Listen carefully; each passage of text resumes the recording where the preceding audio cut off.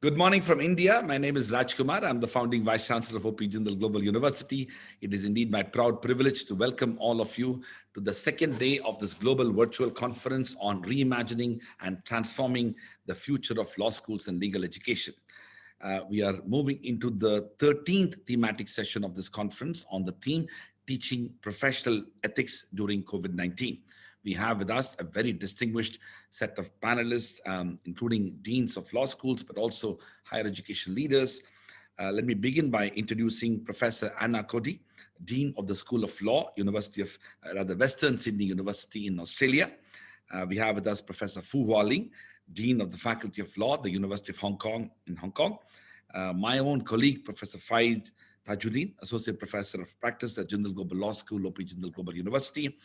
Barrister VISHAVJEET Chaudhary, Advocate of the Supreme Court of India, and my another good colleague, Professor SHAUN, Associate Professor and Associate Dean of Jindal Global Law School and Director of the Center for India-Australia Studies, who will be moderating this panel.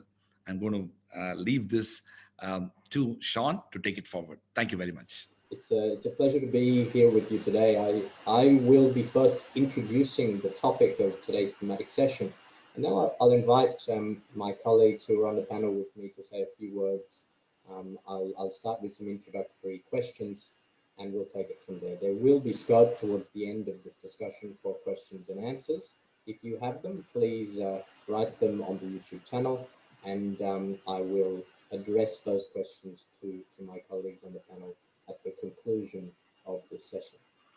So I just want to start off by taking note that during yesterday's inauguration of this very conference, Mr. Ravi Shankar Prasad, India's Minister for Law and Justice, actually noted that during the pandemic, it was the digital ecosystem which kept the world together. He noted further that while technology creates opportunity, it also poses challenges. Indeed, in many respects, technology has sped up the evolution of legal practice in recent years, even prior to the pandemic taking effect. Lawyers and legal institutions are facing novel and changing circumstances as a result of technology in the form of both opportunities and challenges. As lawyers and courts continue to embrace technology, one wonders what impact this might have on ethical considerations within our profession. Taking this one step further, as law schools, we need to consider how we can educate our students about legal ethics in the context of this changing landscape within the legal profession. Of course, in the year 2020, it's been a very challenging year for a vast number of people all over the world. The COVID-19 pandemic has meant that lawyers, just like other professionals, have had to adapt to new work dynamics. From the perspective of lawyers, this has meant that court proceedings in most parts of the world, after a brief gap at least, have resumed through virtual courts or where possible through strict social distancing protocols. Even the International Court of Justice amended its rules of the court to effectively facilitate online hearings. Many courts around the world have made similar arrangements in order to respond to the challenges that have been posed by the pandemic. However, the pandemic or the practical responses to the pandemic should not compromise the delivery of justice or the ethical obligations of the legal professionals towards the court, as well as their obligations towards clients and other stakeholders in the judicial system. So this poses the question of whether the response by the judiciary and by our legal systems to the pandemic has impacted the ethical challenges that we face as lawyers and therefore that we need to teach to our law students. So there are several instances where the scope of codes of conduct and principles of professional conduct have had to be amended in order to make them more suitable for the digital framework within which we work. Some rules have required, for example, lawyer-client privilege and non-disclosure of information regarding shared information from clients to be amended in the practice of law in digital contexts. In fact, I was recently reading a brief prepared by the State Bar of Michigan, which was entitled Ethics in the COVID-19 Pandemic. And this brief set out how lawyers can meet ethical obligations during a crisis, including with respect to confidentiality, communication with clients and court, and supervision of other lawyers, amongst other roles and responsibilities of the lawyer. These new challenges are in fact consistent with the theme of Minister Ravi Shankar Prasad's inaugural address yesterday, where he noted that the digital ecosystem needs a legal framework for governance. In terms of ethics, we should perhaps consider whether codes of professional conduct need to be reimagined in order to suit the requirements of a digital workspace. If codes of conduct are to be reimagined, these new frameworks or professional norms would need to be taught to law students and new entrants of the legal profession. So law schools and academics have an important responsibility to provide situational awareness to students and inform them about the rationale behind changes in the judicial and legal process, not forgetting the importance of upholding the values of ethics and justice. This panel session will focus on such considerations by particularly discussing the role law schools can play in preparing students and future generations of lawyers to face professional challenges posed by the pandemic and by the changing landscape of the legal profession more generally, as it evolves as a result of technology, for example. Despite sweeping changes to the profession, it is critical that law students and lawyers continue to uphold the fundamental principles and values of ethics within our legal profession. And on that note, I'm going to ask a sort of a broad general question to each of our panelists to get the ball rolling, and try and ascertain your understanding, my colleagues on this panel, on what impact the pandemic has had to legal ethics, before we talk about what role law schools can play in training and teaching future lawyers, I suppose. So given the ongoing pandemic, and this is a global challenge, of course, does the way we look at legal ethics need to be reimagined in light of the changing practice of law, at least in the digital context, but even more generally? Do we need to reimagine how we look at legal ethics in light of these new challenges? So it's just a broad question to get the ball rolling. I'll pass it over to you, Professor Anna Cody, if you don't mind. Thanks very much, Sean, and it's lovely to join you all and to enter into this discussion with you. I think this is an interesting question. I think that in terms of whether or not we need to reimagine our code of conduct, I would probably take a fairly broad approach to ethics and our code of conduct. I think our code of conduct, well, certainly in Australia, is quite narrow. I think in Canada, it can be a lot wider, and in other jurisdictions as well. So I would even blow it a little bit further apart, in that not just the pandemic, but also our broader understanding of what is our ethical duty as a lawyer. And in fact, I would say that it includes a duty to create justice within our legal system and our law. So I think that we need to be thinking about our clients, and particularly those who are disadvantaged, communities who are more marginalised. How are our individual clients experiencing the practice of law as we have moved more online? I think there are obviously great things about that, but I think we need to be thinking about, well, is our code of conduct able to respond to some of the breaches which may occur, I guess, particularly around confidentiality, impact or influencing of witnesses, all of those sorts of procedural issues. I think we need to be thinking about our client at the centre of that, and particularly those clients who are disadvantaged in some way. So not just what works for the court, but what works for the people who are actually appearing within the court system, and then thinking about their experience of justice, which I think is a part of our ethical duty as lawyers. So a broader conceptualisation of our ethical duties. Perfect. Thank you so much, Professor Anna, for that overview. I might hand it over to you, Professor Fu, to give your thoughts on this question. Right. So we could define ethics narrowly. In traditional sense, the competency of lawyers, confidentiality, fiduciary duties, which are the three pillars in the code of conduct for Hong Kong solicitors and barristers. The pandemic doesn't change that. I mean, those remain the core principles. The challenges, I think, is the online communications. Right? As you well put it, the information technology that we are relying upon. We have discovered the strength of the online communication. I think they are going to stay with us even the pandemic is gone.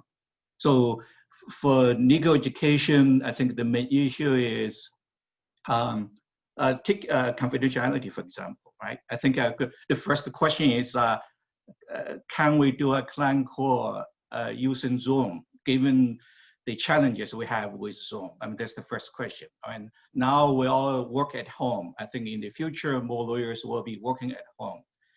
In a cozy home environment, if I may use the term to describe Hong Kong's, the shoebox. I mean, can you maintain confidentiality while doing your work, making your phone call? Is your Wi-Fi safe, right? Are we teach students enough? I mean, not the ethics, but the basic information technologies, so that we are confident that they are competent in a tech sense. I think that probably is the first question. I mean, we had this question way before the pandemics. Of course, so the smart contracting and the e-filing happened long ago. So there was the need to teach the technology. But now you have the pandemic. Now it's really, you cannot run away from that anymore. So, but now we are so busy with our online teaching, online exam. I don't think we have the resource and energy to really think carefully about how to move forward in the future. I think that remains a difficult challenge for all the law schools. I will stop there, thanks. Thank you, Professor Fu. VISHAVJEET, I might hand it over to you now to give a practitioner's perspective. Right, thanks very much, Sean. First of all, it's a pleasure to be here. And I think that's a very, very good question. And I think I would say there are, at least from my experience, 3 essentials which we need to consider. And I think they've all been touched upon. I think the first one is how you manage your practice, in terms of confidentiality, whether the files lying around in your house are safe and secure. That has to be absolute paramount, and that has to be taken care of. The second is a slightly more practical consideration, where in India we had a few cases where, for instance, the Bar Council is very clear on its code of conduct of what to wear to court. But, with the pandemic, we've had to reimagine what you wear, when you're not really in court, but you're appearing on screen. And there have been instances where some people have worn a vest and they've appeared before a judge. I think the last I checked, there was another one where somebody was appearing before the High Court and he was lying down on the bed and making his submissions. And the court did rebuke them, saying, just because things are happening on technology, you can't let the morality of the institution down in that way. So those are the other things that we as practitioners and, as academics need to consider. And the third, and perhaps in my view, the most important one, is that the role of a lawyer, especially in an adversarial system, is probably the most important role when it comes to making your case in the court. And that has to be linked in with the access to justice and what sort of opportunities we as lawyers afford the clients to appear before judges. And that access to justice has to be worked out not only from, it's not just the court's responsibility to ensure access to justice. The onus, I think, in the times that we are in becomes more on lawyers to ensure that there is access to justice throughout the society. And I think that's something that, especially in the technological era, we need to be thinking about, because not everybody has the resources, for instance, to appear before the courts. So those are the 3 things that I think we really need to reimagine and think about going forward. Thank you so much for those insights. I'll now hand it over to you, Professor FAIZ, to comment as well. Thank you for that, Sean, and thank you for having me on this panel. And it's really a pleasure to speak with you all today, this morning. I just add a little bit of granularity to some of the points which have already been made. I think that in the Indian context at least, there are a couple of complications which arise in the sense that when you look at the question of clients being disadvantaged, you also have to look at the fact that when you look at the court system, not everybody has the same level of electronic resources available, even from the infrastructural point of view of the court system itself. And so the way in which the Supreme Court can respond to the pandemic through its senior advocates and so on and so forth, who do have resources available to them, would be very different from the way in which lower court or a district court would be responding to the situation. Not just in terms of access to technology as far as the lawyers are concerned, but also at the court level. So I think there's a sort of infrastructural issue there, which sort of goes into my next point, which is that I see this as a combination of transitory issues and permanent issues. So when you have a situation where in the long term, you are moving towards more online interactions on a permanent basis, it's one thing to say that you develop an e-filing system, which to a certain extent India is moving towards in any case. But when you have a sudden event, a shock to the system like a pandemic, then there are a number of problems that arise from a transitory point of view. And you can fold in an economic aspect to this as well. What I mean by this is that when you look at some of the issues that have been addressed by the Board of Practitioners in US states, for example, some of the questions that arise are dealing with a situation where you are laid off from a firm because of an economic hit. And do you have an obligation to your clients in that situation? How do you deal with that? When you're moving into a smaller setup where you have to coexist with other people because you may have a partner who doesn't have a job any longer. So there are economic implications to this transition from an office environment where the economy is moving at a certain clip to a situation where there's a macro systemic shock to the system in terms of not just the legal process, but also people who are working as human beings in an economic system, who may be partners of lawyers, lawyers working in firms that may not have much business. So I think there's a sort of interweaving of issues over here, which I think we have to sort of work through. Some of these things are being dealt with on a long-term basis, for example, moving towards an e-filing system. But some of these issues are issues of moving through the shock, I think. And I think there's a big difference between the ethical standards that a senior advocate can easily comply with. He has enough space. He doesn't have to deal with a problem regarding his internet connectivity. And somebody who's a young lawyer, who's just starting out, who took up a low-paying job with a mid-level practicing lawyer who sort of gives them space in their chambers, and suddenly even that ends. So how do you sort of deal with that situation? So I think there's a sort of spectrum over there, which perhaps we could think about. So I'll stop there. Fantastic, thanks so much. And quite a spectrum of comments from our panelists today covering on so many issues, really. I think it would be worthwhile picking up where Professor FAIZ left off there, because the theme across a number of comments just now was access to justice and the potential inequity that I suppose both the pandemic and the reliance on technology have sort of manifested, I suppose. And that's not just true, of course, in the legal profession. We see it and have seen it in education. Heavily relying, of course, at the moment on technology, not just higher education, but of course, primary, secondary, and the list goes on. So I wonder if you could each very briefly comment on how you feel and to what extent professionally, lawyers, law schools, and institutionally, the institutions of government have to kind of remedy this growing or potential growing inequality. I'll start again with you, Anna, if you don't mind. Yeah, I think that in some ways, because framing it within the pandemic environment, that because it came on so quickly, that certainly there was a real speed. We have to get everything online fast. And there were some good things about that from a client perspective, in that e-filing, as one of our other speakers just mentioned, e-filing, like bringing the courts into the 21st century, really, and the ability to do lists that were just for a mention, doing those really speedily. So I think from an access to justice perspective, so for example, prisoners who are being held and who have to get up at 4 a.m. in the morning to get ready to be checked, security checked, lined up, and then just go for a 2-minute mention in court and spend all days waiting in the cells. All of that can now be changed so that they actually have e-mentions of those sorts of quick matters. So I think it's not just it's all good for justice or it's all bad for access to justice. I do think we need to texturize that.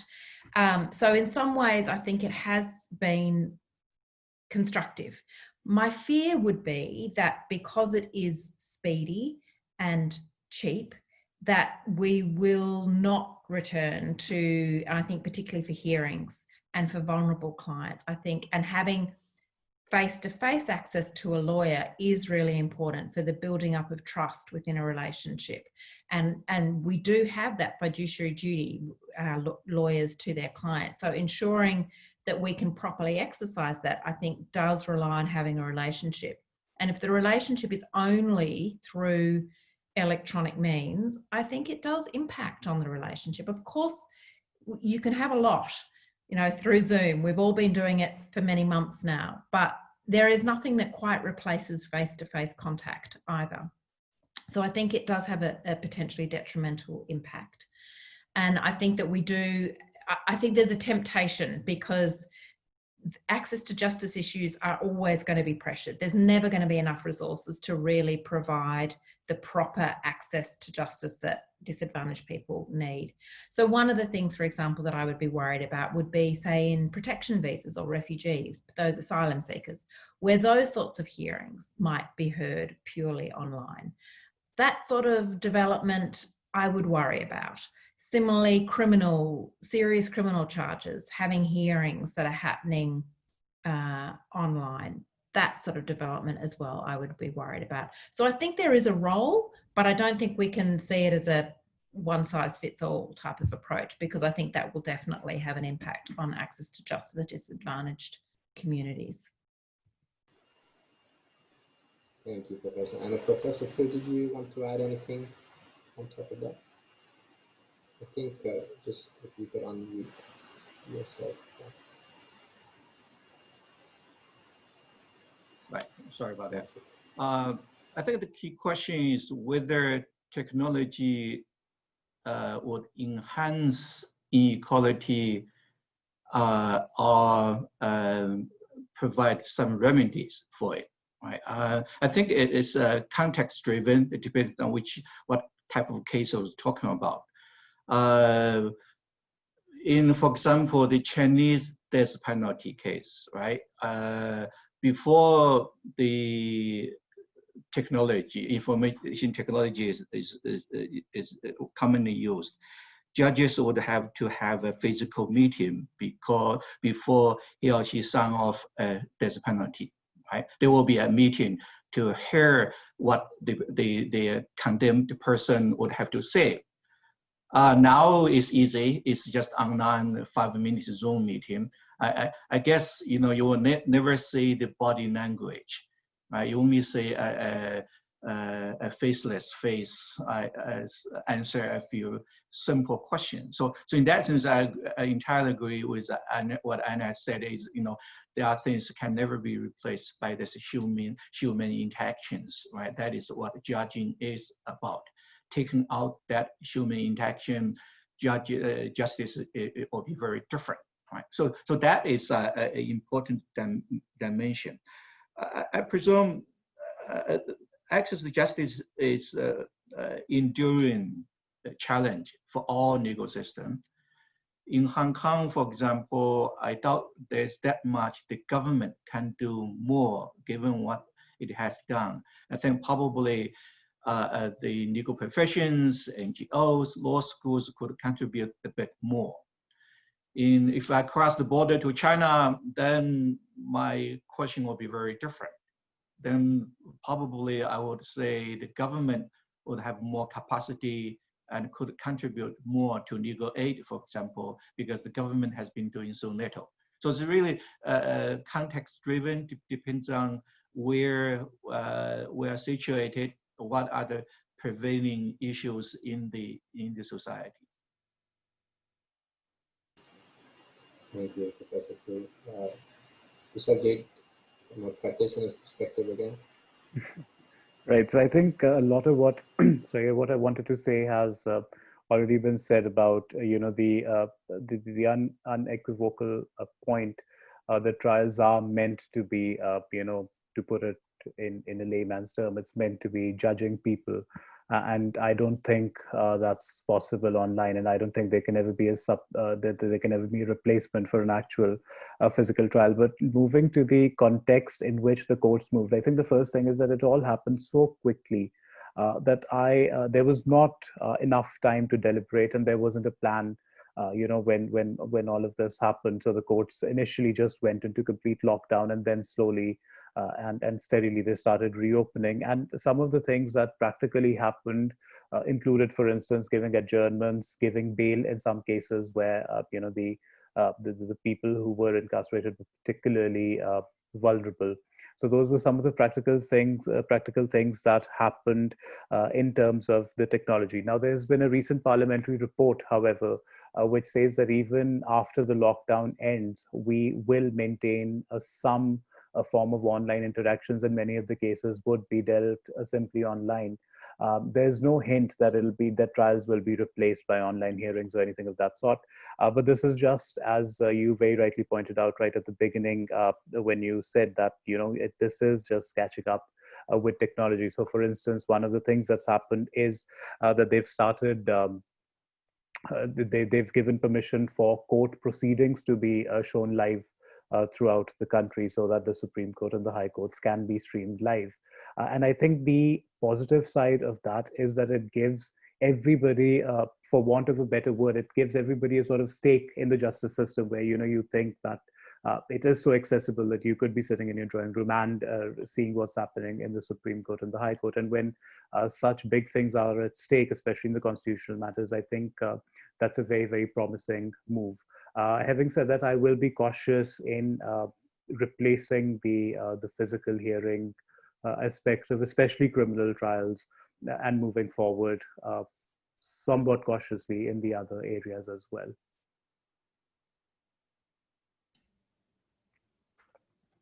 Thank you so much, Professor FAIZ, if you want to sum up on this. Thanks. Thank you, Sean. Just a couple of points in response to my colleagues' interventions. The way I think this debate about whether things should stay online or not is going to play out, to a certain extent, there's going to be a weighing of different benefits. For example, the big issue in India is the issue of pendency. And so you have a massive backlog in courts, right? And so keeping in mind the fact that in some ways having an online system tends to accelerate the process, which sometimes comes at a cost of face time and enough opportunities being afforded to the litigants to make their case. I think that from a policy perspective, these kinds of arguments are going to be made in terms of the benefits of having a quicker justice delivery process. Because one of the big issues in terms of our system is that people have to wait too long. That's one sort of complication I wanted to add to the discussion. The second point I just wanted to make is that I just wonder, when we are making these arguments about the impact that an online system, since that seems to be the focus at the moment, has on the rights of litigants, then to what extent is this something that will be purely discussed from the perspective of ethics, professional ethics? And to what extent are we going to actually go into a substantive discussion from the perspective of constitutional rights themselves, right? So, the discourse changes when you get into your fundamental rights in the Indian context. So what are the rights that a litigant has? So there is that issue of where we're looking at this from, and is professional ethics really the primary, and not even saying it's the only, but I'm even asking whether it's a primary locus, I would say, to actually discuss these questions. For example, if it's a matter of whether a prisoner is getting an opportunity to be heard, whether he, if he's making an argument saying that if it's a matter of the death sentence, I need an opportunity to actually be present in person. And there have been a number of cases around the world where prisoners have been informed via video conference sometimes that they are on death row, or the penalty has been upheld. So there have been mention of these kinds of cases. So the kind of argument over there would probably be more driven by some kind of a constitutional law angle, because if you're looking at the rules that we have in India, for example, it's couched in the language of duties. A lawyer, he has duties towards the court, towards clients, towards his opponents, and towards fellow clients. So there's a sort of division into different categories of duties. So these categories don't necessarily fold in all the complications that can be addressed when you're looking at fundamental rights and other areas of law. So I just wanted to sort of add in those dimensions just to sort of see where the parameters, where do we draw the line in terms of what we are discussing, and whether we can really solve it purely from an ethical perspective, or does it go into these other areas as well?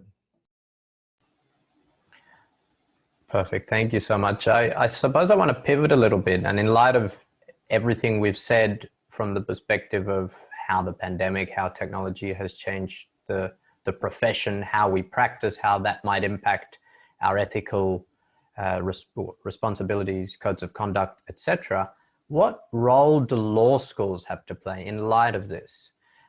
And you've got a creative license to take this question how you want. I'll ask it quite broadly, but consider in your answer, if you will, whether, pedagogically, how legal ethics should be taught in light of this, and also whether we need to adopt a multidisciplinary approach when we're looking at legal ethics. I note that Professor Hu mentioned this is sort of focused on information technology, but of course there are ultimately a lot of philosophical, social theory. We've been speaking about access to justice and other ethical considerations. So how do we approach legal ethics in light of everything we've just been speaking about when we're teaching it in law schools? I'll start with you again, Professor Cody.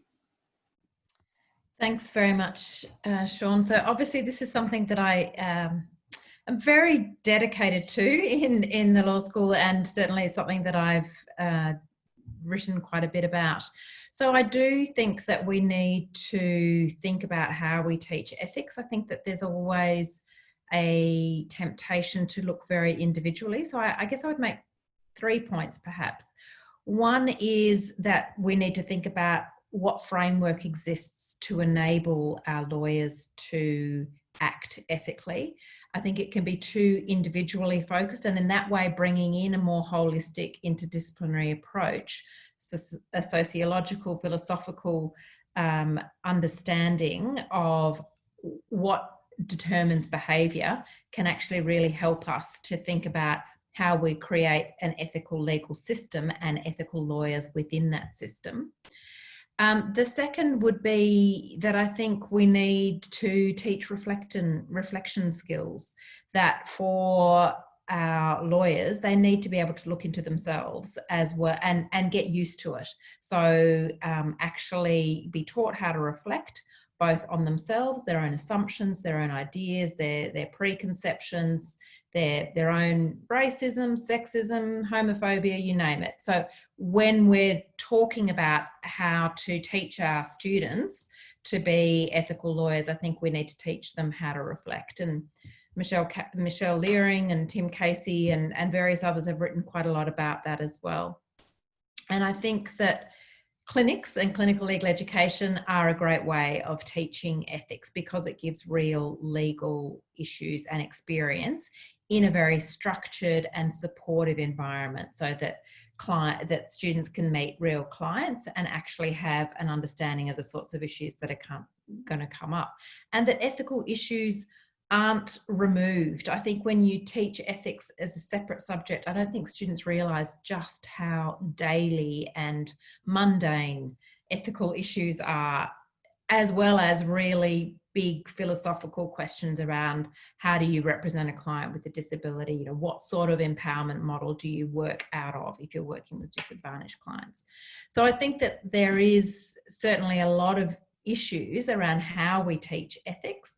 So I think that COVID-19 and the pandemic, I don't think it brings new issues. I think it more just, it reveals existing issues with how we think about ethics. So that would be my take on how we're thinking about the way ethics are and how we teach them are impacted.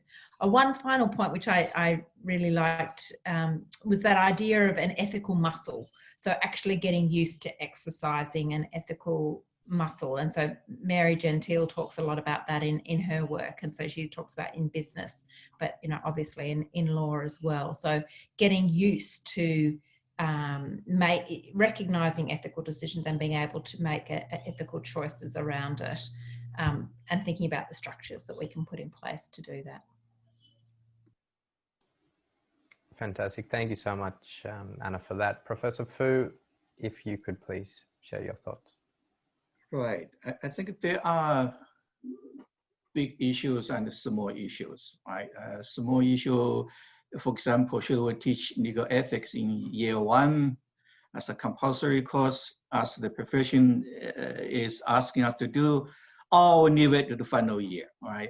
Before you graduate, we have some mini classes. We talk about some of the dry lessons which nobody will be interested in. So that is a design issue in law school, right? So in law and the development literature, right, scholars would say, you know, before you change the legal system, you should change law school legal education, right? Because it's easier to change students than change the sitting judges, right? So if you have all the freedom to do, the question still is what we're going to do with the substance, right? Now, we're given the code of conduct. Those are the things we teach. We have never really departed meaningfully from those very, you know, the pillars I was referring to. I think the Professor Cody raised the issue, you know, are you going to talk about individual cases? Are you going to talk about larger structure issues? Let me just raise one question that Hong Kong is facing. In the past 2 years, I'm sure you are aware of the social movement, the protest. So there have been over 10,000 arrest charges against young people, right? Same case, same age group, same offenses, same agenda. What are we going to do with it, right? You could say access to justice means we have lawyers for them, you know, have a rigorous defense to each and every one of them. And that would last for another 10 years to finish off those cases. Right? We are still handling the cases happened 5 years ago. It's a huge political movement, right? I just feel law is sort of powerless in sorting out those political questions. But then everything has been legalized, right? There's a, you know, if I may use the term, juridification of political contention in Hong Kong. So for law school, we have students who have been charged with some of the offenses. So what we're going to do about that? So I think it's just like a racism and other structural issues we are facing. Sometimes we may have to step back and then look at the larger picture, talk about access to justice from like a law reform perspective. Otherwise, it will be, at least in the Hong Kong case, it will be very meaningless and not that meaningful, let me put it that way, to talk about legal aid to one particular student. Thank you. Professor Faiz, I might turn to you in the meantime. Yeah, sure. Thank you, Sean. I would actually sort of mirror Dean Hualing on this issue of political questions being shunted to the courts, because that's a very universal experience. And I think that you're quite right in pointing out that this creates immense stress on lawyers and the responsibilities that lawyers ought to normally take on in normal scenarios. So I think that's something which we experience as well in India, not just from the perspective of protest movements and people, you know, being incarcerated or cases being hoisted onto young people, but also because there's already the pressure of pendency. So in any case, legal resources are in short supply. So I think that's very true. And I think that it creates a complication, especially when you're looking at the way in which, not just from an ethical perspective, but also from a larger perspective of what the legal system is supposed to do. There is perhaps a large scale trend across many parts of the world where these things are being put onto the shoulders of the courts, where they really shouldn't be put onto the shoulders of the courts. The other thing is, from this perspective of the way in which we teach professional ethics, it's a sort of a and maybe it's foreshadowing some of the discussions we can have for the remainder of our time also. It's a strange sort of creature, because at one level we teach rules, and so we have these standards and guidelines that have been put out by the relevant bar council or professional body. But at the other level, we also have this initial module where we're trying to figure out what the relationship is between legal ethics and philosophy, and these areas of knowledge that lie outside the legal system itself. And so when you're looking at this issue of what we include in the curriculum,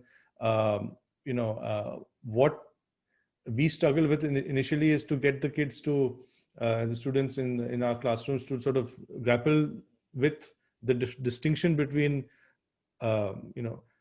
a legal analysis and something that is external to the system, and whether there's any legitimacy that should be given to a critique that comes from outside the system to a legal decision that you make as a lawyer. So perhaps that's something which we'll probably come to, but it'll be great to have your thoughts on this dilemma, because it sort of divides the course into two distinct halves. There's a philosophical module at the start, and then we have a very rule-based discussion, which is probably common across many jurisdictions.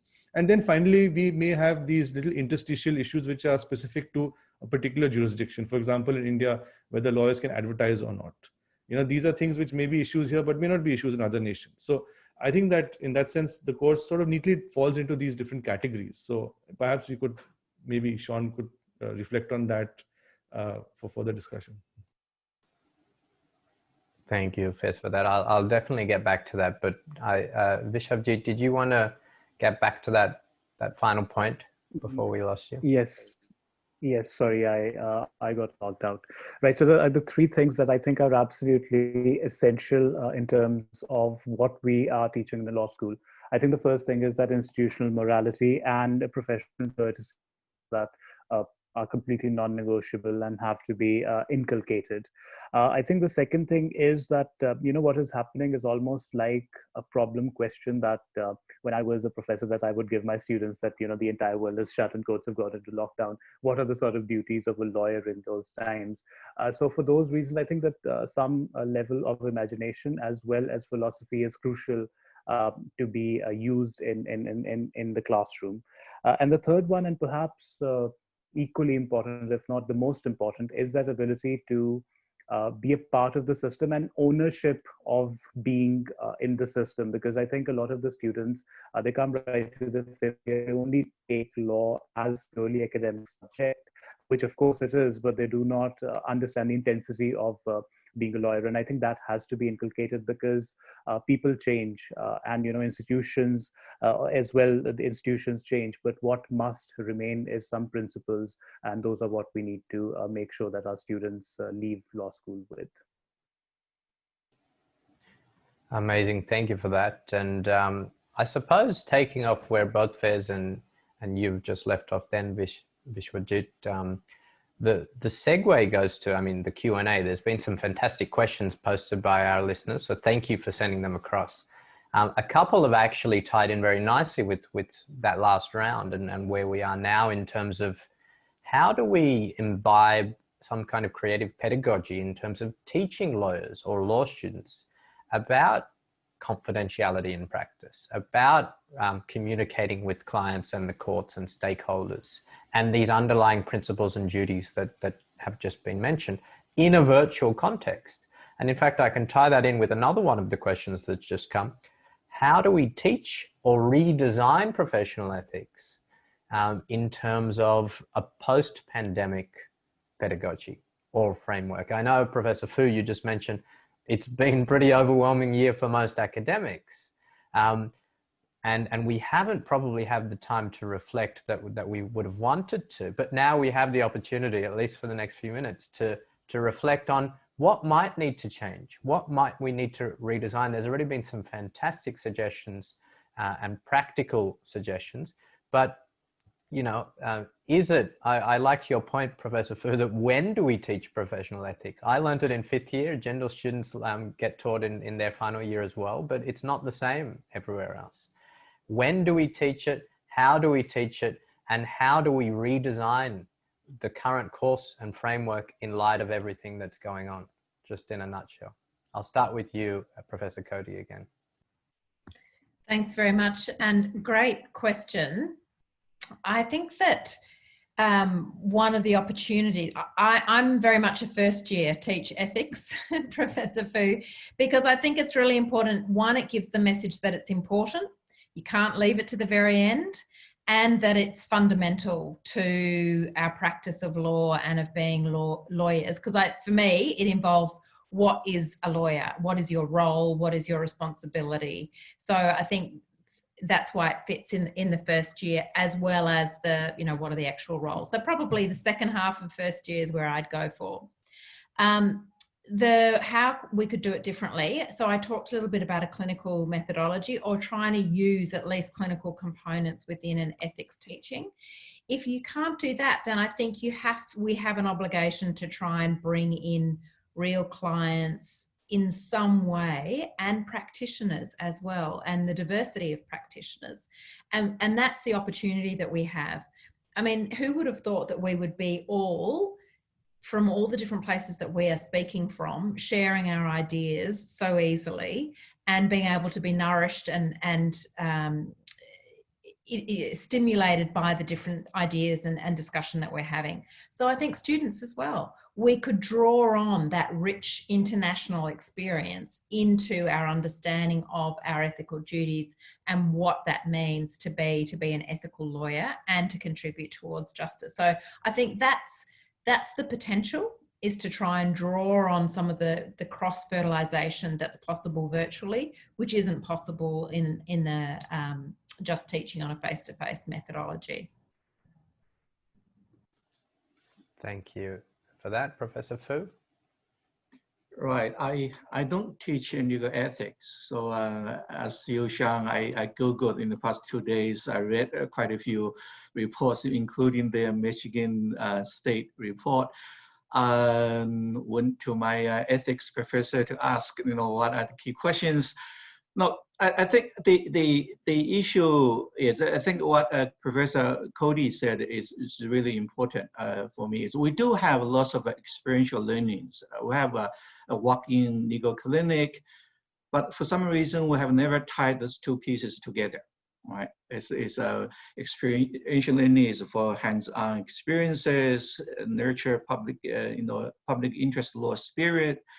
But then legal ethics is entirely regarded as entirely something else. And we don't even teach them in a normal curriculum. It is something in our post-grad legal education curriculum.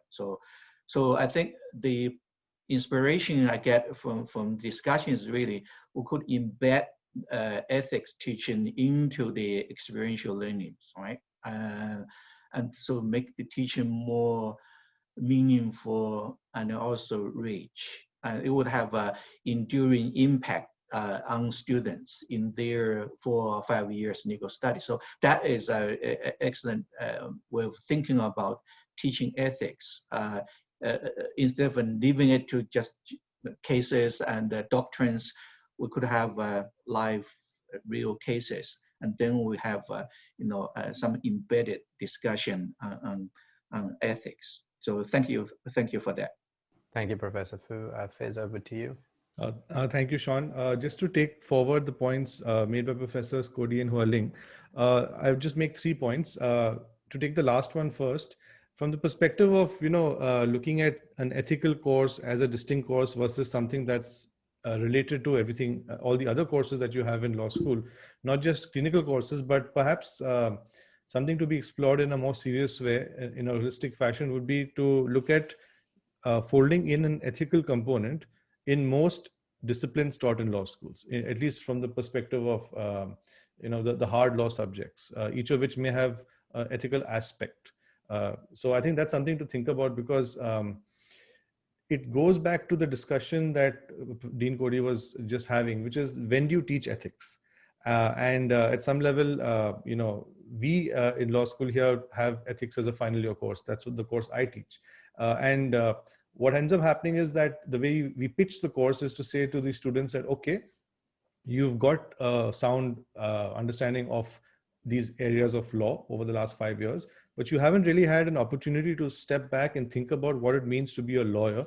And now is a good time to actually have that discussion in a setting which is also a classroom, just before you enter the profession. So that's the way in which one can sell it. But there are great benefits to actually starting your legal education itself with a course in professional ethics and understanding what ethical standards in the law would require. So I think that there's something to be sorted out over there, and perhaps having some kind of a hybrid model where you have ethics being taught as a component of all courses could also be explored.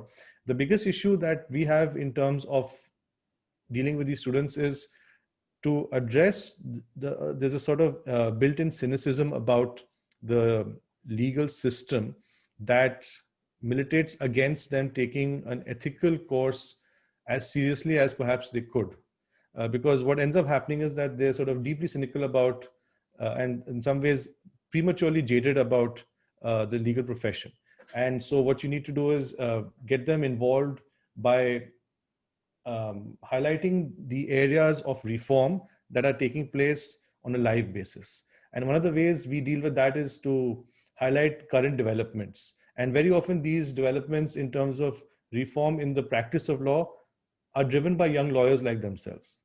And so that's the way we try to pitch it to them and try and show that there is some hope for positive interventions from people like them. So I think there's a lot of scope for thought and improvement in this regard. Thank you so much, Faiz. A couple more questions that I've got. There's a question from our audience here about whether and how technology has paved the way for an increased, whether technology has paved the way for an increase in the amount of times or the scope in which we can breach confidentiality as lawyers. And this is really central to the lawyer-client relationship in terms of trust and legitimacy.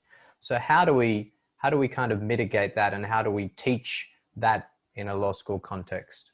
I'll start with you, Professor Cody, again.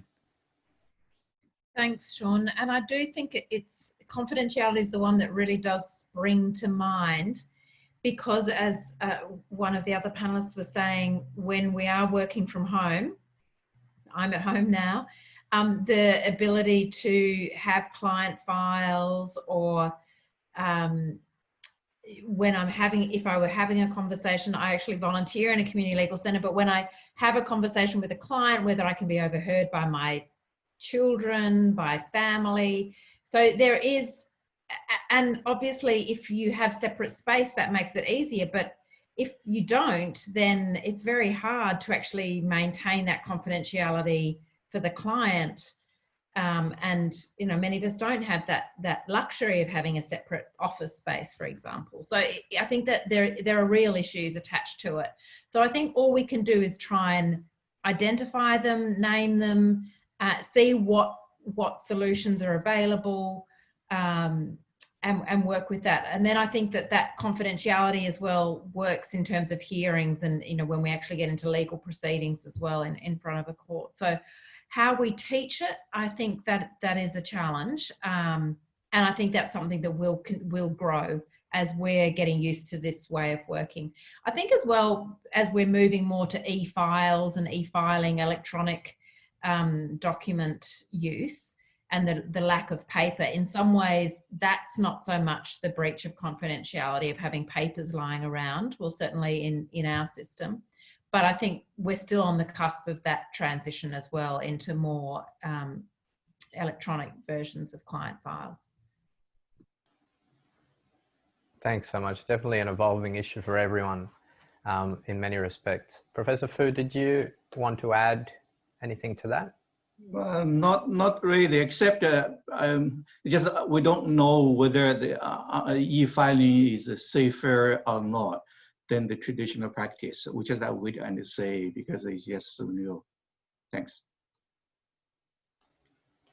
Thank you so much. Professor FAIZ? The only thing I would, sorry, there's a train going in the background in case there's noise.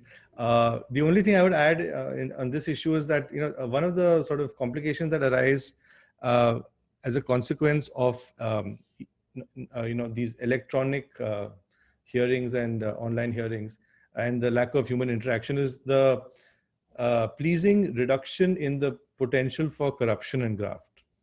So, what's going to end up happening is when you have a more streamlined process where you have the separation between the parties involved and there's less human interaction, the processes that would corrupt the system and subvert the legal system would also be caught out of step, which is something that when we have discussions with people who are practitioners, there is this complication that has arisen, which is a good complication. So I think that there are lots of little subtle things that are taking place under the surface that we may not necessarily be aware of, which will take some time to unwind and to understand. It's almost as if, it's a complex network of cause and effect, and some consequences are good, some consequences are bad. So I think that there's a lot of scope for sort of discussion on the implications of moving to this kind of a system. And we'll get to know more and more about the consequences as time goes. Thank you. And I suppose in the interest of time, I've just got one more question for our legal ethics teachers and sort of academics on the call. And that is, what don't we know? And that's a tricky question to answer, but where I'm going with this is, from a scholarship perspective, is there a research agenda that we really need to reflect on in terms of perhaps empirical research for legal education and ethics and clinical, the practice of law and ethics? What should we be thinking about from a scholarship and academic perspective? I'm just putting that one out there. I'm sure there's so much to consider, but I'll start with you, Professor CODY. Well, I'd be really interested to know clients' experiences of the virtual world and both relationships with lawyers. So some sort of empirical work around how they experience the relationship, I think, as well. Finding out from legal practitioners, what do they think are some of the impacts of having a more virtual relationship. And then, so the client, lawyer relationship, and then also going into court and the range of experiences that then are going to be happening in a court proceeding, how that impacts. Because I think we can assume, but I think we're going to actually have to do some of that empirical work of interviewing clients, interviewing lawyers, and finding out a little bit more about how it's impacting, because otherwise we will make assumptions. Professor FAIZ, did you want to add one final thing from an Indian perspective? Sure. I think, just to take that point forward, one of the interesting things that I'd like to know about is the impact on fundamental rights, for example, habeas corpus petitions, and so on and so forth in the Indian context, for which we need data, really. And that's something which has to be studied. What's been the impact of the pandemic on access to justice from these very, very fundamental points of view? And the which I think is going to be interesting is to look at the flashpoints that exist in the legal system, particularly from the perspective of the way in which the system interfaces with the general public. Sometimes what happens is that we have issues regarding live reporting of what's happening in a court, and the court is trying to address it by, in some instances, allowing the broadcasting of hearings. So that's going to be an area of some interest going forward. Thank you, Professor FAIZ. Professor Fu, did you have any final comments before we finalize? Thanks. I'm fine. Amazing. Well, yeah, I mean, we've set ourselves a research agenda, empirical. I mean, there seems to be an appetite for qualitative research, certainly on how the pandemic in particular and technology generally has impacted, legal practice and the ethical considerations that underline that. Arguably also scope for some content analysis on how our laws and regulations have changed from an ethical and professional conduct perspective. But some fantastic insights from our esteemed panelists today, and some really broad insights into how the pandemic has impacted us as professionals and how we as law schools and academics need to reimagine how we teach legal ethics. And this conversation has not finished in many respects, but our time has expired for this panel, and I'm sure there's a lot of food for thought for our audience on the future agenda. So in wrapping up, I'll hand it over to our Vice Chancellor, Professor Raj Kumar. Thank you so much, Sean, and what an extraordinary panel. And I really appreciate Dean HUALING and Dean Anna CODY, my colleague FAIZ, and of course VISHAVJEET for really spearheading the discussion surrounding ethics. In fact, even during ordinary times, the issue surrounding ethics gets ignored, and I'm happy that all of you reflected so thoughtfully about the situating ethics and study and research relating to ethics in these times. I appreciate you for so skillfully moderating the panel. We will take a short break, and we will be back in the next 15 minutes for the 14th thematic session on the theme reopening campuses and social distancing norms. Thank you very much.